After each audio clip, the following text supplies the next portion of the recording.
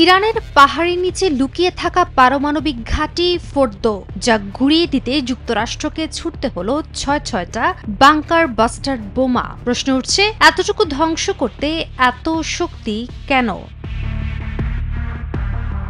ইরানের অন্যতম সুরক্ষিত পারমাণবিক স্থাপনা ফোর্দো পাহাড় কেটে বানানো এই বাংকারে ছুড়ে মারা হয়েছে 6টি বাংকার বাস্টার বোমা। এ বিষয়ে যুক্তরাষ্ট্রের প্রেসিডেন্ট ডোনাল্ড ট্রাম্প নিজেই এই তথ্য দিয়েছেন সংবাদ মাধ্যম ফক্স নিউজের উপস্থাপক শন হ্যানিটিকে। এতদিন ধরে ধারণা ছিল ফোর্দোর মতো বাংকার ধ্বংসে হয়তো 2টি বোমাই যথেষ্ট, কিন্তু বাস্তবে দেখা গেছে ভিন্নতা।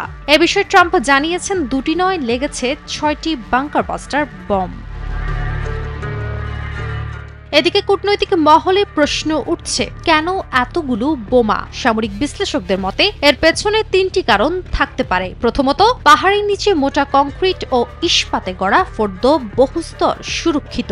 দ্বিতীয়ত, একাধিক বোম শেল্টার ও সাইট বিভক্ত হয়ে থাকায় একটির পর আরেকটিতে হামলা প্রয়োজন হয়েছে। তৃতীয়ত, সুনিশ্চিত ধ্বংস নিশ্চিত করতে যুক্তরাষ্ট্র হয়তো অতিরিক্ত বোমার ব্যবহার করেছে। ফক্স নিউজ সূত্র বলছে, এই হামলার পাশাপাশি যুক্তরাষ্ট্রের সাবমেরিন থেকে 30টি টোমাহক মিসাইল ছোড়া হয়েছে নাতানজ ও ইস্পাহান অঞ্চলের পারমাণবিক স্থাপনায়। সাবমেরিনগুলোর অবস্থান ছিল প্রায় 400 মাইল দূরে। তবে সবচেয়ে বার্তা গেছে ফোর্দোর বুকে, যে জায়গাকে এতদিন অপ্রবেশযোগ্য বলে মনে করা হতো, সেখানেই এবার ঢুকেছে যুক্তরাষ্ট্রের গভীর আঘাত। আর এখানেই প্রশ্ন, 6টি বোমা কি সত্যি ফোর্দোকে নিশ্চিহ্ন করতে পেরেছে, নাকি এটি ছিল স্রেফ এক প্রতীকী রণকৌশল?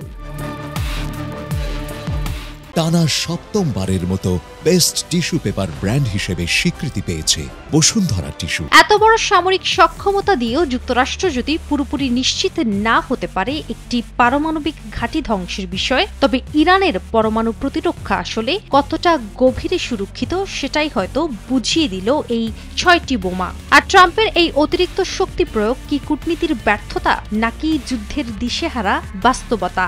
সময় বলবে ফোর্দো আসলে ভাঙলো না আরো শক্ত হলো। ইরানের ফোর্দোতে 6টা বোমা গেছে, কিন্তু কিভাবে আর কতটা ভাঙলো তা নিয়ে এখনো চলছে হিসেবের যুদ্ধ। কাজী অহনা, নিউজ 24।